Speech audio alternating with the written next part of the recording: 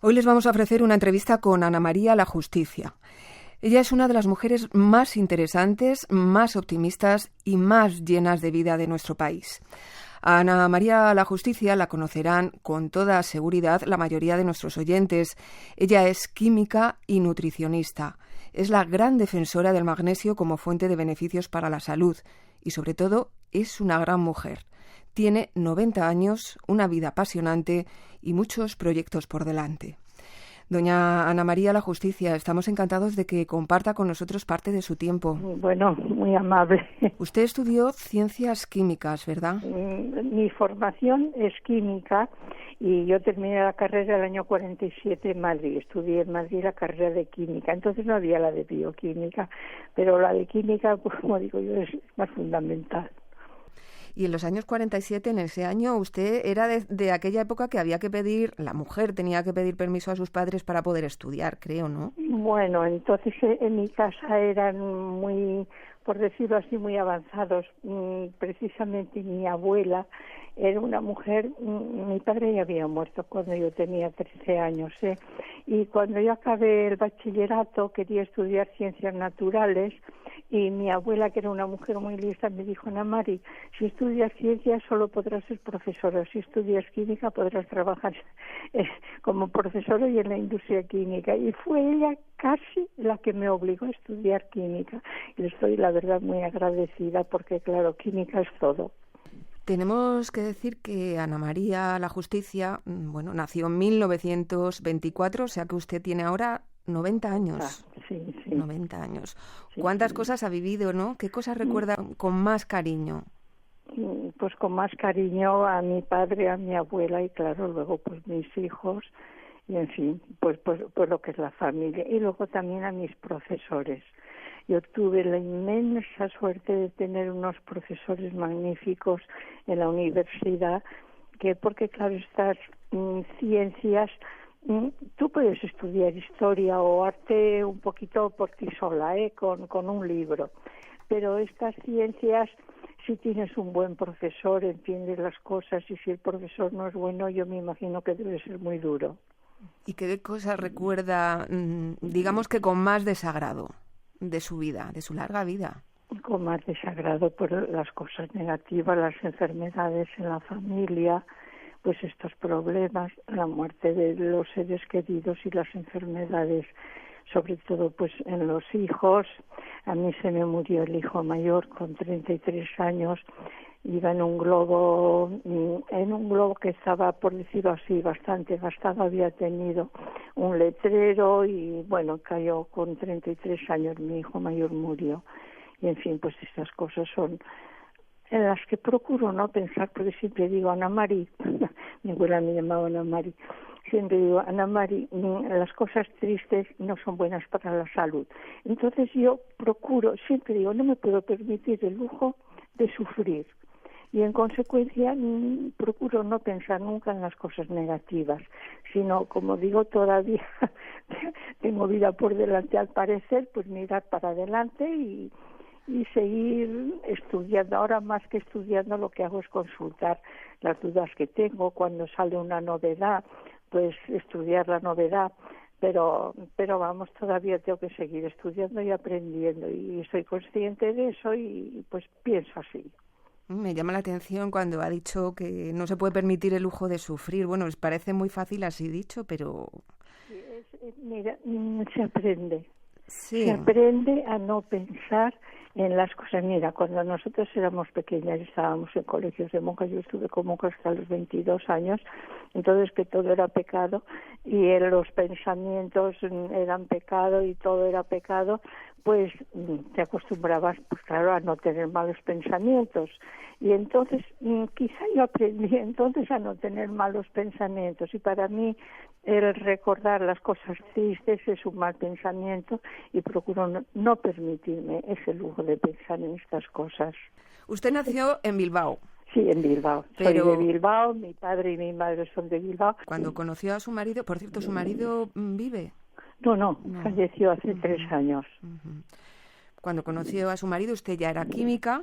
Sí, yo ya era química y habíamos venido a hacer ensayos de flotación y el espatofluor, el ácido fluorhídrico, corroe incluso el cuarzo, el vidrio, y vinimos de Bilbao aquí con crisoles y cápsulas de platino para hacer los análisis pues de los ensayos que estábamos haciendo de la flotación de la fluorita, y yo venía con el bolso cargado de piezas de platino, que era con lo que teníamos que hacer entonces los ensayos para determinar los compuestos con flúor.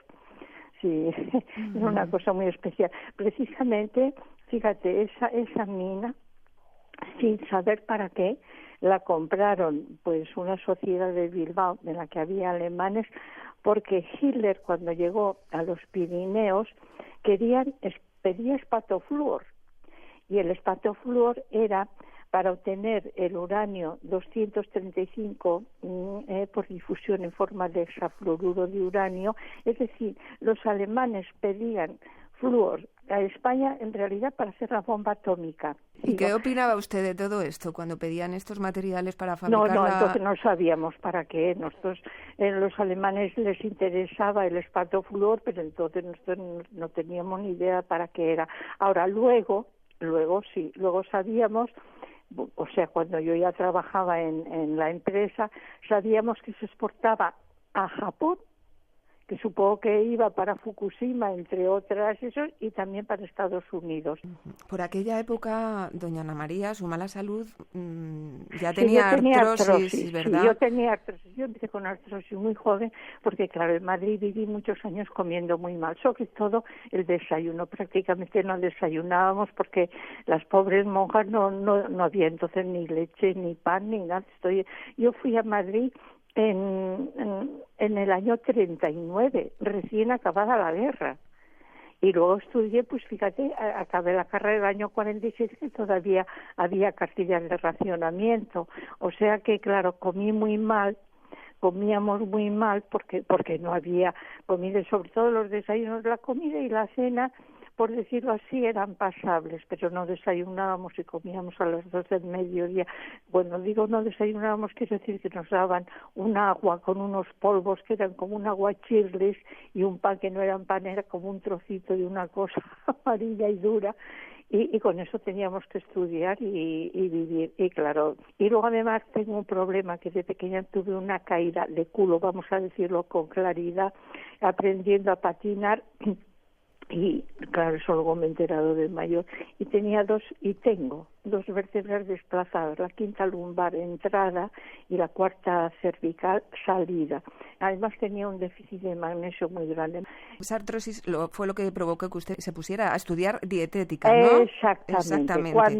Porque yo cuando iba a Bilbao, y cuando fuimos a Bilbao, pues comiendo bien y comiendo muchísimo chocolate, pues mejoré lo suficiente para hacer una vida normal. Pero luego, cuando empecé a tener hijos, y a mí nunca me ha gustado la carne, sigue sin gustarme, y comía muy poca carne, comía el primer plato, repetía, me saltaba la carne, desayunaba a base de bollería o croissants y eso.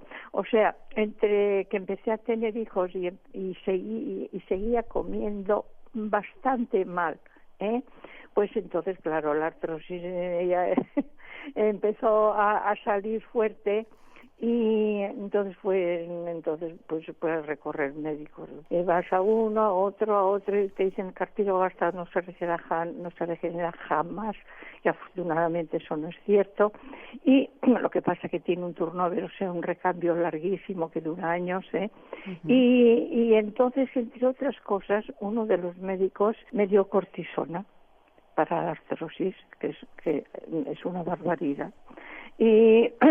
Pero claro, es que los médicos, en lugar de pensar hay que regenerar el cartílago, dan cosas para tapar los síntomas, con lo cual, claro, la artrosis sigue avanzando y tiene los problemas que te ocasionan la medicación, los efectos secundarios de la medicación, que suelen ser a veces barbaridades. Uh-huh. Y entonces, entre la diabetes y la artrosis y que yo comía mal, Pues entonces yo pensé, bueno, Ana María, ahora hay que estudiar dietética para intentar controlar esta diabetes.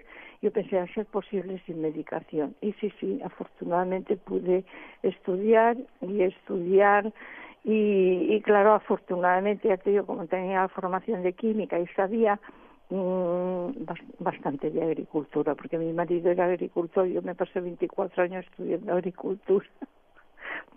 Y empecé a comer bien, a desayunar fuerte todos los días, pues una naranja, un huevo con una loncha de jamón york. Como no podía comer mucho pan, que es lo que me gusta y lo que comía en cantidad, y durante 40 años he estado tomando todas las mañanas un huevo con una loncha de jamón york, unos 50 gramos de pan integral, una naranja y luego una taza de té o de leche o lo que sea, ¿eh? Pero es que la gente tenemos que tener la idea bien clara de que hay que desayunar fuerte y dar el tiempo, tomarnos el tiempo necesario para hacer un buen desayuno. A la hora de desayunar es la hora en que hay que tomar la proteína fácil, que digo yo. Es la hora del huevo, del jamón, del lomo, del pavo, en la comida carne, que yo me la como disfrazada. Y si te convences de que no vas a mejorar y que vas a seguir empeorando, te van a seguir dando medicación. Mira, a mí cuando me daban medicación estaba todo el día picando ahora un caramelo, un poco de chocolate, una galleta, porque tenía un sabor a metálico en la boca, siempre tenía un sabor raro de la medicación. Y ahora nada, ahora perfectamente, además hacía malas digestiones, estaba siempre hinchada, llena de gases por malas digestiones, y ahora nada, yo ahora muchos domingos ceno una lata de sardinas en escabeche y un tomate y digiero todo. Mira, yo el pollo le pongo hierbas, le pongo vino blanco, coñac, le pongo cebolla, tomate, pimienta, y en una ocasión le puse tantas hierbas, tanto vino blanco, que parecía que lo había cocido con agua de colonia de Álvaro de Gómez, digo yo. Sabía a colonia, te lo juro. ¿Y cómo descubrió que el magnesio era la clave para la vida? Sí, eso lo leí. Mira, había un libro de un jesuita, que el jesuita escribía lo que habían escrito unos médicos franceses, entre otros el doctor Delbet. El jesuita escribió un libro que se llamaba Virtudes curativas del magnesio, y que lo cual es muy lógico, que un cura escriba virtudes curativas. Bueno, y lo leí y yo pensé, pero qué tomadura de pelo, pero si esto va bien para esto es imposible. Pero entre las cosas que ponía que iba bien para los antrax. Y yo tenía unos furúnculos en la cara que ningún médico, ni en Bilbao, ni en Gerona, ni en Barcelona, me había sabido curar. Porque claro, a mí me faltaban proteínas y además me faltaba magnesio. Claro, yo no hacía defensa, no hacía anticuerpos ni reparaba bien los tejidos. Bueno, entonces, en el librito, cuando ponía prácticamente eso, que lo curaba todo, pues ponía que estaba faltando magnesio debido al abonado que se está utilizando de nitrógeno. Eso sí que lo entendí, guapa. Cuando yo llegué a un poco de explicación de por qué estaba faltando magnesio en la alimentación, empecé a tomar magnesio, en 1 mes y medio se me curaron los forúnculos de la cara y en 3 años me pude quitar el corsé, que llevaba desde los 41 años hasta los 52, fui con un corsé de varillas por mi espalda. Entonces, lo que ponían era que magnesio faltaba y que el magnesio es una maravilla. Pero claro, la explicación, el por qué es esa maravilla, es lo que ni yo ni tampoco en aquel librito se explicaba. Solo hablaba del magnesio como si fuera una panacea, sin saber el por qué, y solamente explicaba que cada vez faltaba más en la alimentación. Y entonces tuve una suerte. ¿Por qué? Porque estábamos en el año 74 y yo, los médicos, yo entonces trabajaba, yo me había separado de mi marido, estaba en Barcelona y trabajaba en una empresa dedicada a la dietética, entonces trabajaba en dietética. Y hablaba con los médicos y una vez un médico me dijo, señor La Justicia, usted me dice que con el magnesio le han mejorado los forúnculos, le han mejorado la artrosis, ya no tiene aquellos resfriados ni aquellas gripes tan fuertes que tenía, pero me tiene que dar una explicación científica. Yo le dije, mire, si la bioquímica sabe el papel del magnesio en el cuerpo humano, se lo explicaré. Y entonces me compré el Carlson y el Leninger. El Carlson del 72, el Leninger del 74. En el Carlson ni palabra del magnesio, pero sí encontré que la vitamina C era necesaria para fabricar colágeno. Es lo que yo aprendí del Carlson que me interesaba. Y cuando llegué al Leninger del 74, que ya era un libro, tardé 3 meses y medio en estudiármelo, guapa. Pero en estudiar de verdad, rodeada de libros de química inorgánica, de química orgánica, de termodinámica, de todo, para entenderlo. Y cuando me lo estudié y cuando llegué a la formación de proteínas, entonces ya tuve la inmensa suerte de que ya se sabía que el magnesio interviene al menos en 5 pasos de la síntesis de proteínas. Fíjate bien lo que te digo, no solo en los seres humanos, en todos los seres vivos. Si es la panacea para tantas enfermedades, Sí. ¿por qué no nos informan más de sus beneficios? Pues precisamente por eso, porque es una solución muy barata para muchos problemas, entre otros problemas del corazón. La falta de magnesio produce fibrilación auricular y ventricular. La muerte de Antonio Puerta, de esos futbolistas y de los maratonianos que mueren 2 cada 100.000 que corren al año, en los jóvenes suele ser por falta de magnesio. Y nadie lo habla, y nadie lo explica, y nadie se ha preocupado de eso. Y entonces tú entiendes lo que explico en el último libro, por qué ganan los Kalenjin de los keniatas. O sea, las carreras no las gana cualquier keniata, sino los que viven en el Rift de África. Y los etíopes que viven en la región de Oromia, que viven sobre cenizas, que son los suelos más ricos en magnesio del mundo. Están formados por olivino, piroxinas y anfiboles. Y yo, desde hace años, no sé la composición química, porque además, para no perder la memoria, pues en lugar de hacer sudokus o eso, me repaso la composición química de los minerales. Creo, doña Ana María, que a usted hubo una época que la apartaron del mapa.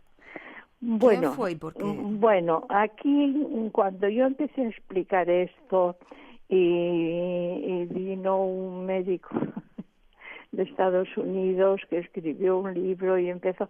Este hombre, hubo un simposio en honor de Severo Ochoa, y Severo Ochoa hablaba de la necesidad del magnesio constantemente, la síntesis de proteína, formación de exagerado, incisión de la cadena peptídica, la elongación, pues tal. Y yo me acerqué, yo me apunté a ese simposio, duró una semana, 3 días en Barcelona y 3 días en Madrid. Y yo le dije, doctor Ochoa, ¿no se da usted cuenta que está continuamente hablando de la necesidad de magnesio en la fosforilación oxidativa, en la síntesis de proteínas, y que cada vez los agricultores estamos hablando con nitrógeno, fósforo y potasio, no estamos devolviendo el magnesio a los suelos, y los alimentos son cada vez más pobres?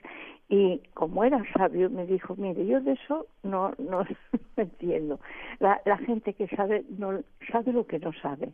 Me dijo, hable con este doctor que es experto en nutrición, y fui a hablar con aquel doctor y le expliqué, y me dijo, señora Justicia, claro, yo llevaba el nombre escrito en el cartoncito ese que llevamos, y me dice, ¿cómo me dice que falta magnesio si vemos que los suelos y los cultivos están verdes? Y le dije, mire doctor, hasta hace muy poco nos creíamos que las plantas utilizaban el magnesio para hacer la clorofila, pero ahora sabemos que solo alrededor del 3% se usa para hacer la clorofila, y que los alimentos más ricos en magnesio son las semillas. Hija, ¿qué hubo dicho? A partir de ahí, pues me empezó a meter los dedos en el ojo.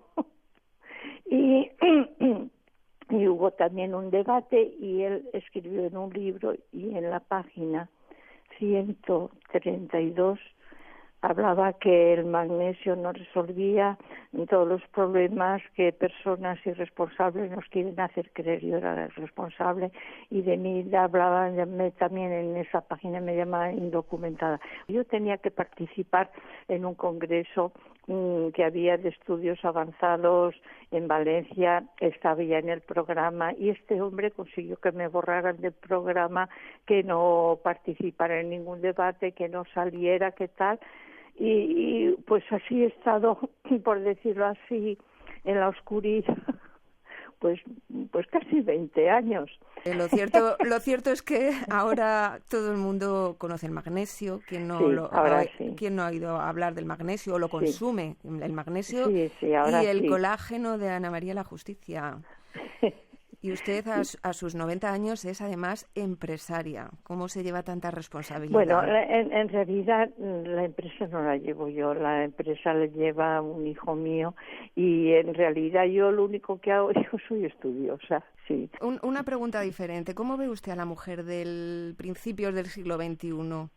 Pues mira que se ha incorporado al trabajo de fuera de casa y que la pobre mujer va agobiada porque tiene el trabajo de fuera de casa, más el trabajo de casa, más el cuidado de los hijos. O sea que la veo muy, muy, muy agobiada porque yo reconozco que pude hacer lo que hice porque tenía ayuda. Pero las pobres mujeres de ahora que tienen que trabajar, cuidar a los hijos, cuidar la familia y vivir, me da mucha pena porque es un triple, tienen 3 trabajos y además unas exigencias en la estética que es horroroso y les hacen ir con unos tacones que les destrozan los pies y la columna, esos tacones terribles, la quinta lumbar sufre muchísimo.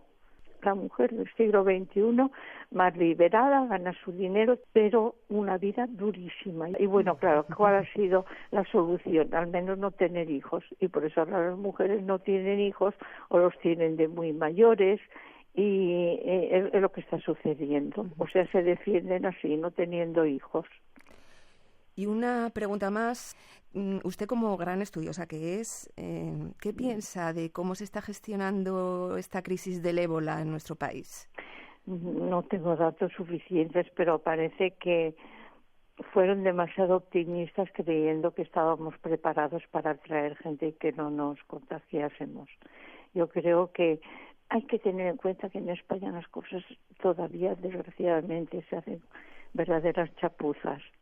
Y pensar, vamos a traer unas personas aquí y no va a pasar nada, yo creo que ahí se precipitaron. Ahora, con sinceridad, no conozco el tema. Y ya te digo, claro, a la fuerza te enteras de las cosas, pero el machacar, no, yo cuando puedo me pongo música de bailar y a oír One Republic. ¿Qué le gusta de música? Pues mira, ¿cuál es su música favorita? No, mira, de pequeña siempre oía música clásica y me gusta mucho Tchaikovsky y me gusta mucho Beethoven y Dvořák y eso, pero ahora me gusta One Republic y también me gusta Happy, las que te obligan a moverte, porque como yo trabajo sentada, pues me gusta la música que me obliga un poco a levantarme y a moverme para que me circule la sangre, que eso todas las personas que trabajan sentadas debieran tener en cuenta, cuando puedan que bailen en el pasillo de su casa.